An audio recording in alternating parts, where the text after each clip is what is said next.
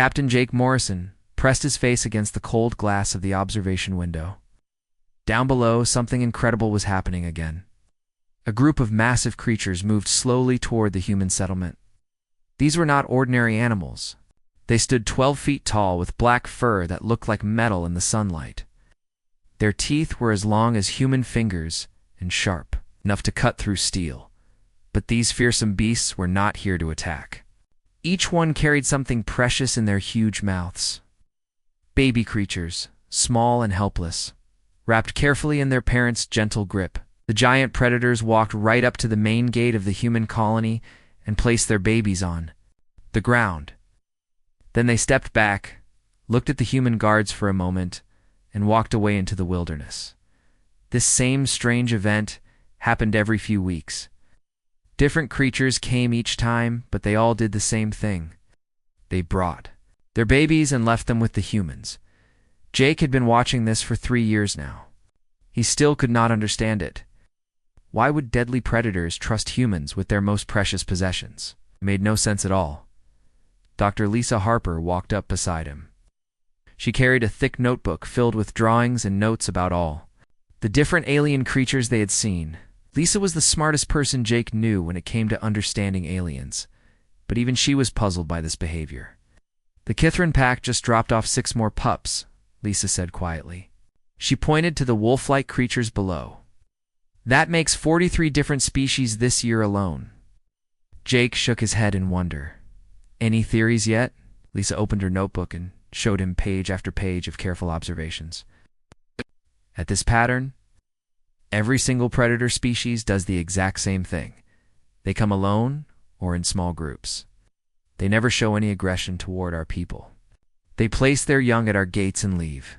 No communication, no demands, no explanations. Through the window, they watched as human colonists came out to collect the alien babies.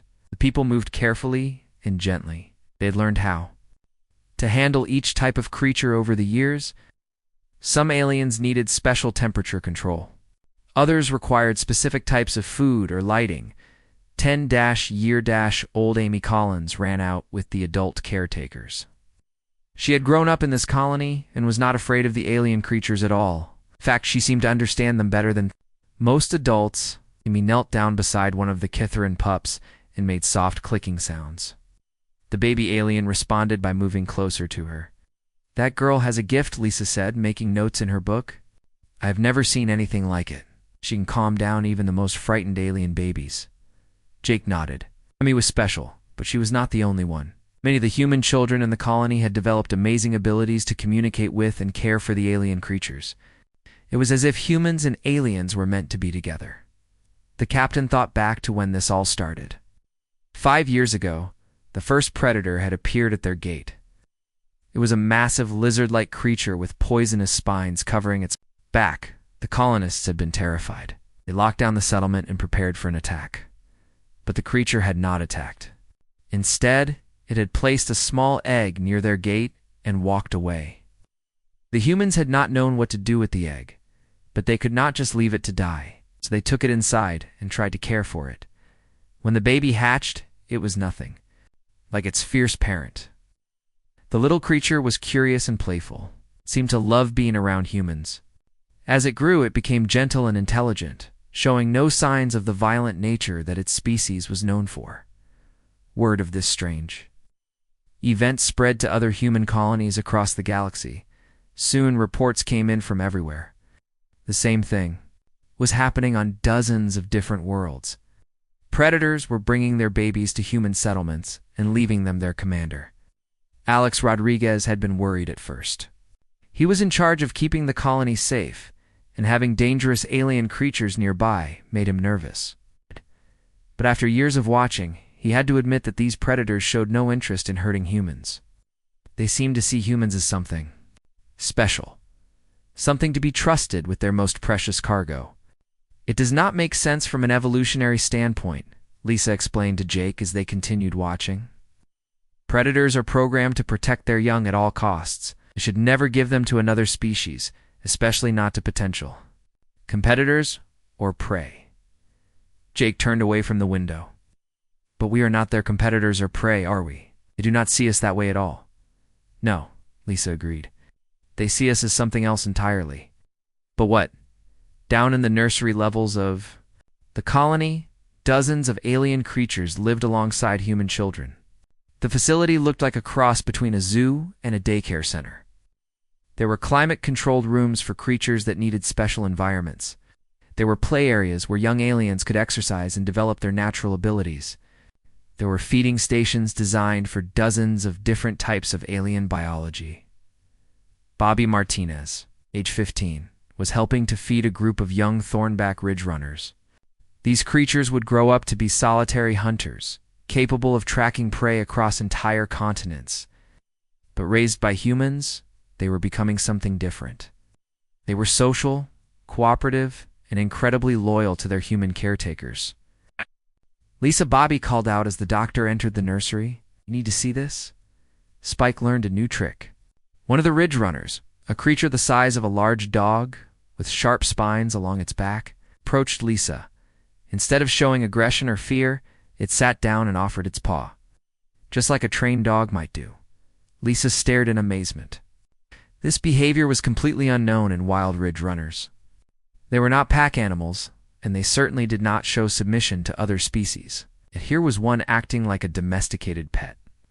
How long have you been working with Spike? Lisa asked. Since he was a baby, Bobby replied. Maybe 6 months? Now, he started copying what the other animals were doing. Then he began making up his own behaviors. This was happening throughout the facility. Alien creatures that should have been following their genetic programming were instead developing new behaviors, new ways of thinking, new ways of relating to other creatures. It was as if being around humans was changing them at a fundamental level. Jake found Lisa later that evening in her laboratory. She was staring at genetic scans and behavioral charts, trying to make sense of what they were seeing. I have been thinking about something, Jake said. What if this is not random? What if there is a reason why every predator species in the galaxy seems to know that they should bring their babies to us? Lisa looked up from her work. You mean like an instinct? Maybe, or maybe something more. Something we do not understand yet. Outside their window, the twin moons of their planet cast silver light across the landscape. Somewhere out there in the wilderness, alien predators were living their lives, hunting and surviving as they had for millions of years. But when it came time to ensure the future of their species, they all made the same choice. They brought their babies to the humans. 2 years had passed since Captain Jake Morrison first started watching the strange ritual at their colony gates. The mystery had only grown deeper. Dr. Lisa Harper now had a team of 3 other scientists. Helping her study the alien creatures, they had built bigger nurseries and hired more caretakers. The human colony had changed from a simple mining outpost into something that looked more like a galactic animal sanctuary. Dr. Peter Chang was the newest member of the research team. He was a language expert who had come to study how the alien creatures communicated. What he discovered made everyone even more confused about the whole situation. Listen to this, Peter said during their weekly team meeting. He played a recording of sounds made by adult Kithran wolves. This noise they make when they approach our gates. I have been comparing it to recordings from other colonies across the galaxy. The sound was a low rumbling noise, almost like purring, but deeper. It seemed to carry meaning, like the creatures were trying to say something important. Every Kithran pack makes this exact same sound when they bring their pups to humans, Peter continued. But here is the strange part. They never make this sound any other time. Not when they hunt, not when they fight, not when they communicate with each other in the wild. Dr. Nina Walsh, the team's behavior specialist, leaned forward with interest. So this sound is only used when interacting with humans? That is right, Peter said, and it gets stranger. I found similar special sounds in 40 different predator species. They all have unique noises that they only make when dealing with humans. Jake rubbed his forehead. Every answer seemed to create more questions. What do you think these sounds mean? Peter pulled out his translation notes. This is where it gets really interesting. I have been working with the colony's computer system to analyze these sounds. The best translation I can come up with is something like safekeepers or growth bringers when they refer to humans. Lisa nearly dropped her coffee cup. Growth bringers. What does that mean? I am not sure yet, Peter admitted. But I found something else. I checked with linguists studying other alien species on different worlds. They are finding the same words and languages across the galaxy. Species that have never met each other, living on planets thousands of light years apart. All have similar words for humans. Nina had been taking notes furiously.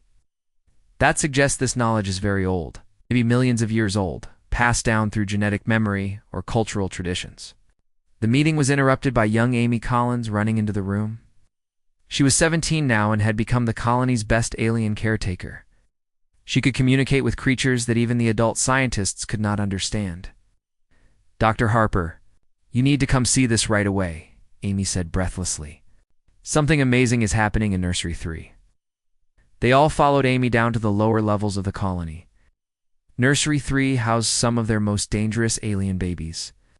These were creatures whose adult forms could easily kill a human. But the babies were kept safe in specially designed enclosures. What they saw made everyone stop and stare.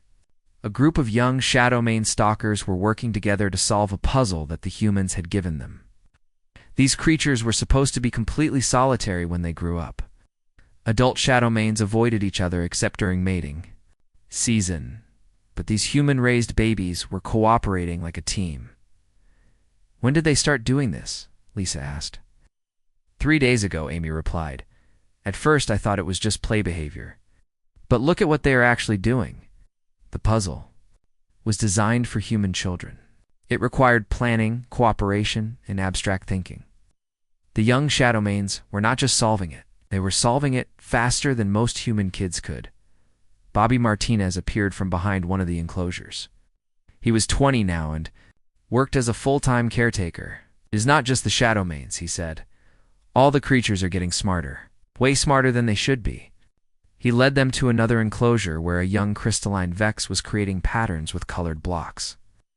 In the wild, adult Vex were basically living rocks that moved slowly and ate mineral deposits. They showed no signs of intelligence or creativity. But this baby was making complex, geometric designs that looked almost like art. Dr. Harper Bobby continued, I have been working with these creatures for 5 years now. They are not just healthy. They are becoming something completely different from their wild relatives. Lisa pulled out her scanner and began taking readings. From the creatures, what she saw made her heart race. The brain activity in these human-raised aliens was off the charts compared to wild specimens. They were not just smarter. Their brains were actually developing in ways that seemed impossible. Nina, I need you to run some tests, Lisa said quickly. Compare the development patterns of our creatures with wild ones of the same species. The next few weeks, the results came in. Every single alien creature raised by humans showed dramatic improvements over their wild counterparts. They were healthier, more intelligent, more social, and more emotionally developed.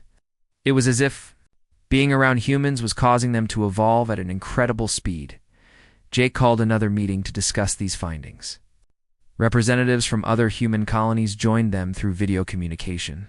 The same patterns were being reported everywhere. Commander Sarah Patel from the Kepler colony spoke first. We've been tracking this for 3 years now. Alien creatures we raise are not just different from wild ones. They are better in every measurable way. Better how? Jake asked. Stronger, faster, more intelligent, Sarah replied. But also more cooperative and less aggressive. A razor-claw mantis that we raised from an egg can now solve problems that would challenge adult humans. But it has never shown any desire to hunt or kill. Dr. Richard Stone from the Europa station joined the conversation. We're seeing the same thing here. Our human-raised aliens are developing abilities that their species never had before. It is like we are unlocking hidden potential that was always there, but never activated. Lisa had been thinking about this for days. What if that is exactly what is happening? What if human contact somehow triggers evolutionary changes in other species? Peter nodded excitedly. That would explain the ancient words I found. Humans have always had this effect on other species. It would make sense that predators would instinctively know to bring their babies to us. But how is that possible? Jake asked. How could one species have the ability to accelerate evolution in others? Before anyone could answer, Amy burst into the meeting room again. Dr. Harper, We have visitors at the gate. But this time, it is different. They all rushed to the observation deck. Outside, a group of adult Kithrin wolves had returned. These were not wild wolves. These were wolves that had been raised by humans years ago and then released back into the wild. Adult wolves were accompanied by their own wild-born pups, but instead of just dropping off the babies and leaving, the adult wolves were staying. They seemed to be trying to communicate something important to the human guards. Amy pressed her face against the window.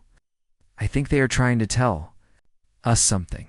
Something about what is coming. In the distance, more shapes were moving through the forest. Dozens of different alien species were converging on the human colony. Some were creatures they had raised before. Others were completely new species they had never seen. All of them were bringing their young to the humans. But this time, the adults were not leaving. They were staying as if they were preparing for something. Jake felt a chill run down his spine. Nina, Peter, Lisa, I think we are about to get some answers. But I am not sure we are going to like what we learn. Outside, the alien creatures continued to gather. The number was growing by the hour. Whatever was happening, it was bigger than just individual predators making random decisions about their babies. Something was coming, and somehow, every alien species in the galaxy seemed to know about it except the humans. The breakthrough came from the most unexpected place possible. Dr. Helen Brooks was not even supposed to be on the planet. Kepler 4 for to be. She was an archaeologist who studied old ruins and ancient civilizations. But when her transport ship broke down and needed repairs, she had to make an emergency landing on the small planet while waiting for the repair crew. Helen decided to explore the rocky landscape around the landing site. She was always curious about old things, and this planet had some interesting rock formations that might hide ancient secrets. What she found changed everything humans thought they knew about the galaxy.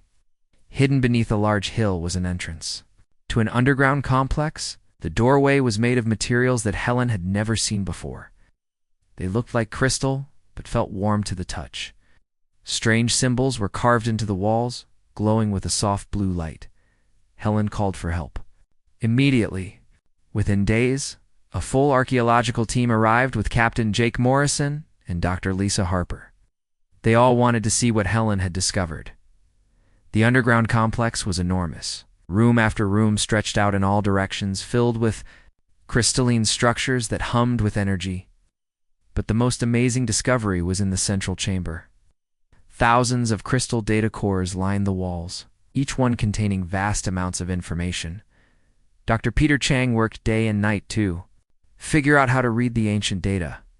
The symbols were unlike anything he had ever seen, but they seemed to follow logical patterns.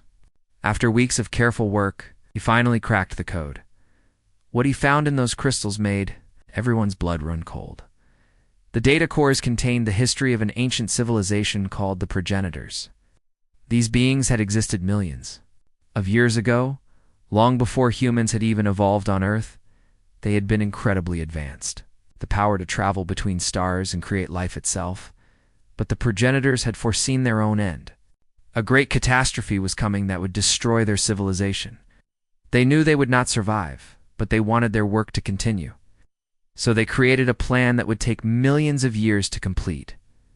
Peter read the ancient records to the assembled team.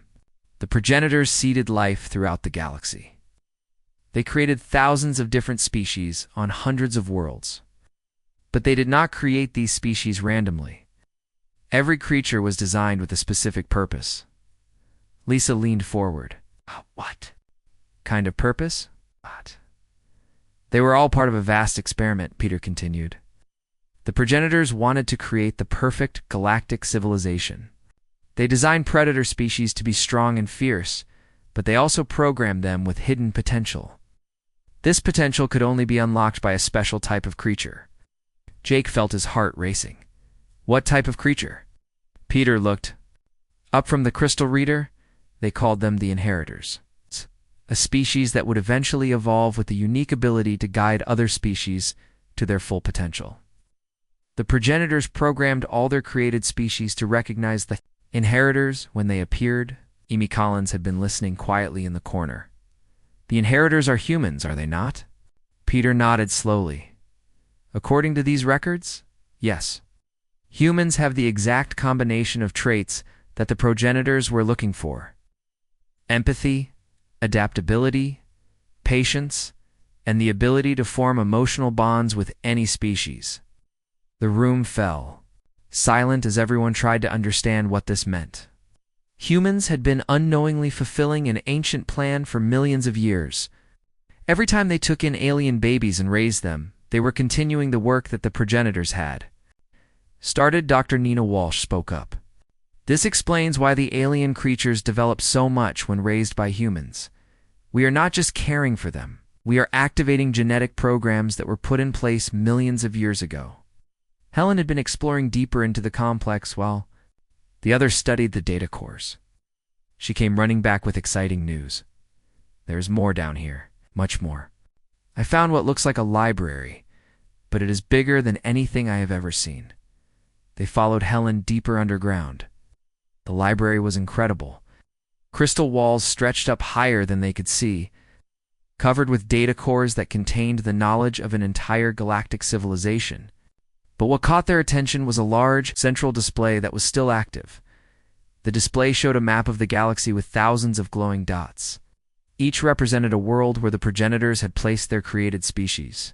Lines connected the dots, showing how the different species were meant to interact with each other. At the center of the map was a pulsing symbol that clearly represented humans. Lines from the human symbol reached out to touch every other species marker on the map. "We are the connection point," Lisa whispered. "We are supposed to bring all these species together." But as they studied the map more carefully, they noticed something troubling. At the edge of the galaxy, a dark area was slowly spreading inward. The ancient display showed this darkness consuming star systems one by one. Peter found the relevant data cores and began translating frantically. What he read made his face turn pale. There's something else the progenitors created. They called them the Devourers. They were designed as a fail-safe system. A fail-safe for what? Jake asked. To test the inheritors, Peter replied. If humans proved worthy of the role, the Devourers would remain dormant. But if humans failed, or if they never appeared, the Devourers would activate and cleanse the galaxy of all life. Amy moved closer to the display. The dark area on the map, that is the Devourers, is it not? Peter checked the data again. Yes, and according to this, they have already begun to activate. The test is starting. The ancient records showed that. The Devourers were biomechanical creatures of incredible power. They could consume entire worlds and turn their energy into more of themselves. Nothing the progenitors had created could stop them by force alone. But the Devourers had one weakness. They were programmed to recognize a successful galactic civilization. If the inheritors could unite the created species and help them reach their full potential, the Devourers would shut down and return to dormancy. How much time do we have? Jake asked. Peter studied the galactic map. The dark area was still far away, but it was moving steadily toward the populated regions of the galaxy. Based on their current rate of expansion, maybe 5 years, 10 at the most. Lisa looked around at her team. 5 years to unite every species in the galaxy and help them evolve to their full potential. That seems impossible. Maybe not, Amy said quietly. The alien creatures have been coming to us for years, bringing their babies. Maybe they already know what is coming. Maybe they have been preparing for this test without us even realizing it. Helen had been examining other parts of the complex. She returned with more crystal data cores. I found something else. Instructions. The progenitors left detailed information about how to accelerate the evolutionary process. They knew that when the time came, the inheritors would need to work quickly. Peter began reading the new data. This is incredible. They've documented techniques for enhancing the genetic potential of every species they created. But it requires cooperation between the inheritors and the created species. The kind of cooperation we have been building for years, Lisa realized. Every alien creature we have raised, every bond we have formed, it has all been preparation for this moment. Jake stood up and looked at the galactic map. The dark area at the edge seemed to pulse with menace. but he felt a strange sense of purpose. Then we know what we have to do. We need to contact every human colony in the galaxy. And we need to tell them what we have learned and help them prepare. But will they believe us? Nina asked. This sounds like science fiction. Amy walked over to the ancient display and touched the surface. Immediately, the crystal began to glow brighter, and new information appeared on the screen. The progenitors thought of that too. They left proof that even the most skeptical person would have to accept. The display showed detailed genetic maps of every species in the galaxy, including humans. It showed exactly how each species was designed and what their ultimate potential could be.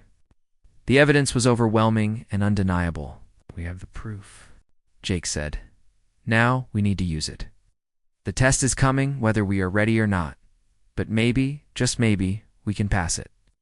Outside the ancient complex, the alien creatures were still gathering, but now the humans understood why. The test was beginning, and every species in the galaxy was preparing for the challenge that would determine the fate of all life in the cosmos. The news spread across human space like wildfire. Admiral Susan Blake sat in her office at the Human Colonial Authority headquarters, reading the reports from Captain Jake Morrison's team for the third time. She still could not believe what she saw. Was seeing ancient alien civilizations, genetic programming, cosmic tests that would determine the survival of all life in the galaxy. It sounded impossible, but the evidence was undeniable. The crystal data cores from the progenitor complex had been verified by the best scientists in human space. Susan called an emergency meeting of the Colonial Council. Representatives from every major human settlement gathered in the main conference room. The mood was tense. Everyone had seen the reports. Everyone knew what was coming. The situation is simple, Susan began. We have maybe 5 years before the Devourers reach our part of the galaxy. In that time, we need to help every alien species we can reach evolve to their full potential. If we succeed, we pass the test, and the Devourers go back to sleep. We fail, everything dies. Commander Tony Walsh from the Outer Rim colonies raised his hand. Admiral, with respect, this seems like an impossible task. We have maybe a few hundred human colonies scattered across thousands of light years. Can we possibly reach every alien species in the galaxy? We do not have to reach them all, Dr. Lisa Harper replied through the video link from her archaeological site. We just need to reach enough of them. The progenitor records suggest that once a certain percentage of species achieve their enhanced state, they can help others do the same. Back at the colony, Amy Collins was working with the alien creatures in ways that amazed even the scientists. She had learned to use the progenitor techniques that Helen had found in the ancient complex. By combining human empathy with the alien genetic programming, she could accelerate the evolutionary process dramatically. Watch this, Amy said to Bobby Martinez as they worked in the main nursery. She approached a young crystal wing flyer, a creature whose adult form was supposed to be barely intelligent. Amy placed her hands gently on the creature's head and concentrated. The change was visible within minutes. The young alien's eyes became brighter and more alert. Its movements became more coordinated. When Amy stepped back, the creature looked at her with clear intelligence and made a complex series of sounds that almost seemed like speech. How did you do that? Bobby asked in amazement. I am not sure exactly, Amy admitted. It is like there is a connection between humans and these creatures. When I focus on helping them grow, something inside them responds. The progenitor programming activates. Word of Amy's abilities spread quickly. Soon young people from human colonies across the galaxy were arriving to learn her techniques. They called them the Guides. Humans who had developed the ability to unlock the potential in alien species. Dr. Peter Chang had been working with the ancient records too. What he found was both terrifying and hopeful. The Devourers are not just destroyers, he explained to the research team. They are also judges. They can sense when a galactic civilization has reached the level of cooperation and evolution that the progenitors intended. So we do not need to fight them, Jake realized. We need to prove to them that we are worthy. Exactly, Peter said. But the proof has to be real. We cannot fake it. Every species we help evolve has to genuinely reach their enhanced state. The work began immediately. Human colonies that had been caring for alien creatures for years suddenly found themselves at the center of a galactic transformation. The alien babies they had raised were not just pets or curiosities anymore. They were the key to survival. Young Marcus Johnson from the Centauri station discovered he could help Shadowmane stalkers develop telepathic abilities. The creatures began communicating with each other across vast distances, sharing knowledge and coordinating their activities. On the Mars colony, 15-year-old Diana Foster learned to guide ironback crushers in developing problem-solving skills that rivaled human intelligence. The massive creatures, originally designed to be living bulldozers, began creating complex tools and working together on engineering projects. But the most dramatic changes were happening with the creatures that had been raised by humans from birth. These aliens were not just evolving, they were becoming something entirely new. They retained their species' natural strengths, but gained intelligence, empathy, and cooperative abilities that had never existed before. The adult aliens who had brought their babies to humans years ago began returning to the colonies, but this time they were not just visiting, they were staying and learning. The enhanced abilities of their human-raised offspring were somehow transferring to the adults as well. Dr. Nina Walsh was documenting these changes when she made a startling discovery. The evolutionary enhancement is not limited to the creatures we directly work with, she reported to the team. It is spreading to their wild relatives as well. Genetic scans showed that wild aliens were beginning to show the same enhanced traits as their human-raised cousins. The effect was rippling outward, from the human colonies like waves spreading across a pond. How is that possible? Lisa asked. The progenitor programming was designed to be contagious, Peter explained after consulting the ancient records. Once enough members of a species reach their enhanced state, the genetic changes begin spreading to the entire population. This gave the humans hope, but it also created new challenges. As word of the evolutionary changes spread, not all reactions were positive. Some human colonies were afraid of the rapidly changing aliens. Others worried about losing their position as the dominant, intelligent species in their local regions. Admiral Blake had to deal with several incidents where human colonists tried to prevent aliens from reaching their settlements. "We cannot force this," she told her commanders. "The progenitor records are clear. Cooperation has to be genuine, or the test will fail." Meanwhile, the Devourers continued their slow advance. Across the galaxy, long-range sensors showed entire star systems going dark as the biomechanical entities consumed everything in their path. The darkness on the progenitor map was spreading faster than expected. Amy Collins had become the most skilled guide in human space. She could now work with multiple alien species at once, helping them evolve in ways that seemed almost miraculous. But the effort was taking a toll on her. She was losing weight and seemed tired all the time. "You need to rest," Bobby told her after a particularly intense session with a group of young Voidwalkers. "There is no time for rest," Amy replied. "I can feel them out there, the Devourers. They are getting closer and we are not ready yet." We was right. Despite all their efforts, the humans had only managed to help a fraction of the alien species in the galaxy reach their enhanced state. The process was working, but it was not happening fast enough. That night, as Amy lay in her bed trying to sleep, she felt something strange. A presence in her mind, vast and ancient and patient. It was not threatening, but it was watching, judging. The next morning, she called an emergency meeting with the research team. "Something is coming," she told them. "Something big. I think the final phase of the test is about to begin." Jake looked at the latest reports from the outer colonies. More alien species were arriving every day, bringing their young and asking for help. But they were also bringing warnings. Deep space sensors were detecting massive energy signatures moving through the void between stars. "How long do we have?" he asked. Amy closed her eyes and reached out with the strange new senses she had developed. Months, maybe less. The Devourers are not just consuming worlds anymore. They are accelerating. Something has triggered the final phase of their programming. Peter checked the progenitor records frantically. "Here it is," he said. When the Devourers detect that the Inheritors have begun the awakening process, they accelerate their advance. The final test happens whether we are ready or not. Lisa stood up and looked around at her team. These people had become her family. Over the years of working together, and we make sure we are ready.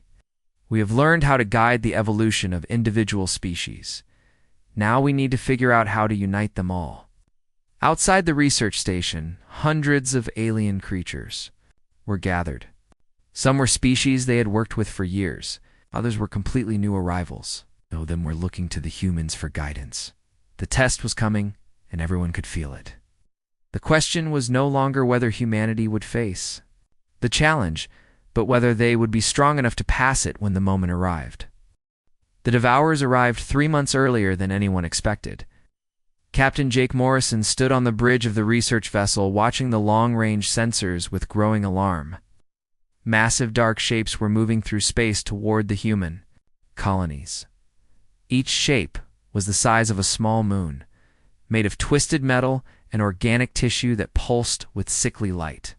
"How many are there?" Jake asked his sensor operator. "I count at least 50, sir. Maybe more. They are moving faster than our fastest ships." Jake opened a communication channel to all human colonies in the region. "This is Captain Morrison. The Devourers have arrived. All colonies prepare for emergency protocols." But before anyone could respond, something unexpected happened. Alien ships began appearing from all directions. Dad! Not just a few ships, but entire fleets. The Kithran wolf packs arrived first, their sleek vessels moving in perfect formation. Then came the crystalline Vex, and their geometric ships that looked like flying crystals. The Shadowmane stalkers brought ships that seemed to bend light around them. Admiral Susan Blake watched from her command center as hundreds of alien fleets converged on human space. "What are they doing?" she asked her staff. "Are they running?" "From the Devourers?" Dr. Lisa Harper answered from the research station. "No, Admiral. I think they are here to help us." On the planet below, Amy Collins stood in the center of the alien nursery surrounded by creatures that had grown up under human care, but these were not babies anymore. In the months since the discovery of the progenitor complex, they had evolved at an incredible rate. The young Shadowmane that Amy had raised from a pup now stood 8 feet tall, with eyes that seemed to glow with intelligence. "Whisper," Amy said to her longtime companion. "Can you feel them? The Devourers?" The Shadowmane nodded, a very human gesture that would have been impossible for a wild member of its species. "Yes, Amy. They are judging us. All of us. But we are ready?" What Amy did not expect was what happened next.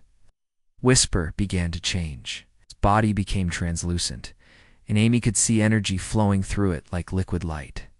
The creature was interfacing directly with something, but Amy could not tell what. All around the nursery, other human-raised aliens were undergoing similar transformations. The young crystal wing flyers were generating complex light patterns.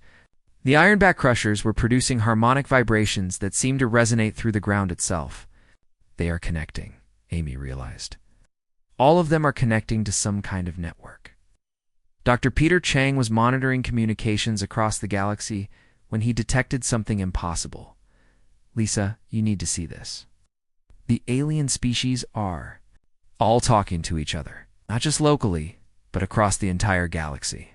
Species that have never met before are communicating like they have known each other for years." "How is that possible?" Lisa asked. "The human-raised aliens are acting as translators," Peter explained excitedly. "They learned human empathy and communication skills, but they also retained their species' natural abilities. Now they can bridge the gap between different alien languages and thought patterns." Jake received an urgent message from Bobby Martinez, who was now leading one of the guide teams. "Captain, something incredible is happening. The aliens are not just working together, they are becoming something new, something unified." The first Devourer ship reached the outer edge of human space and immediately began attacking a mining station, but instead of the helpless slaughter that everyone expected, the station fought back. Ships from a dozen different alien species coordinated their attack with precision that seemed impossible. A Kithran pack leader communicated directly with a Vex hive mind, sharing tactical information instantly. Shadow Mane stalkers used their light-bending abilities to hide crystal wing flyers until they could strike at the Devourer's weak points. The cooperation was flawless, but the real surprise came when the Devourer's ship began to slow down. Instead of continuing its attack, it stopped and began sending out some kind of signal. "Peter, are you getting this?" Jake called over the communication system. "Yes, and I think I know what it means," Peter replied. "The Devourer is scanning the alien fleet. It is trying to determine if they have reached the evolutionary threshold that the progenitors set." Amy felt the change before anyone else did. Standing in the nursery surrounded by her alien friends, she suddenly understood what was happening. The test was not about fighting the Devourers. It was about proving that the galaxy's species could work together as one unified civilization. "We did it," she whispered. "We actually did it." Whisper turned to look at her with those glowing eyes. "We all did it together, Amy. Humans and aliens. Just like the progenitors planned." Across the galaxy, similar scenes were playing out. Every world where humans had raised alien babies, those creatures were now serving as bridges between their species and humanity. The enhanced aliens were teaching their wild relatives the cooperation and empathy they had learned from humans. Devourer ships began to change. Their dark, twisted forms started to glow with the same light that Amy had seen in Whisper. The biomechanical creatures were not just judges, Peter realized. They were also capable of joining the unified civilization they were testing. Admiral Abil. Blake watched in amazement as Devourer ships took positions alongside alien fleets. "Are they surrendering?" she asked. "No," Lisa replied from the research station. "They are joining us. The test is over, and we passed." The transformation spread across the galaxy faster than anyone thought possible. Species that had been enemies for millions of years began working together. Predators and prey found ways to coexist. The enhanced abilities that humans had helped unlock in individual species were now spreading to entire populations. Amy walked outside the research station and looked up at the sky. Hundreds of ships from dozens of different species filled the space above the planet. But they were not separate fleets anymore. They moved together like a single organism, coordinated by the network of enhanced aliens that human care had created. "Harper," Amy called over her communicator. "I think I understand now why the predators always brought their babies to us." "Why?" Lisa asked. "Because they knew we would love them," Amy said simply. "And love was the key to everything." The progenitors could create life and program behaviors, but they could not create love. Only humans could do that. Jake joined the conversation from his ship. "Love. Think about it," Amy continued. "Every alien species that came to us was programmed to recognize humans as potential inheritors. But what made us special was not our intelligence or our technology. It was our ability to care for creatures that were completely different from us. To love them like they were our own children. Amy taught us more than cooperation and intelligence. She taught us to care about each other. That is what made the difference." Nina Walsh had been monitoring the psychological profiles of the enhanced aliens. Amy is right. The key trait that all the human-raised aliens developed was empathy. Not just for their own species, but for all life. That is what allowed them to create the Galactic Network. As the weeks passed, the new galactic civilization began to take shape. The Devourers no longer needed as judges, transformed into something new. They became the builders and protectors of the unified galaxy. Their incredible power was now used to create rather than destroy. Human colonies found themselves at the center of a vast network of cooperation. The predators still brought their babies to human settlements, but now it was a celebration rather than a mystery. The young aliens would grow up learning both human empathy and their species' natural abilities, then return to their people as bridges between worlds. Amy Collins, now recognized as the first and greatest of the guides, established schools throughout human space where young people could learn to help alien species reach their full potential. But she never forgot the simple truth that had made it all possible. Humans had passed the cosmic test, not because they were the strongest, are the smartest species in the galaxy. They had passed because they had the rarest and most precious gift in the universe, the ability to love creatures that were completely different from themselves. The predators had always known this. That was why they trusted humans with their most precious possessions. Love had been the answer all along. Standing in the nursery where it all began, surrounded by aliens who had become family, Amy smiled as she watched new baby creatures arrive. Each day, the test was over, but the work of building a loving galactic civilization had just begun, and humanity, the species that had learned to see family in every form of life, would lead the way.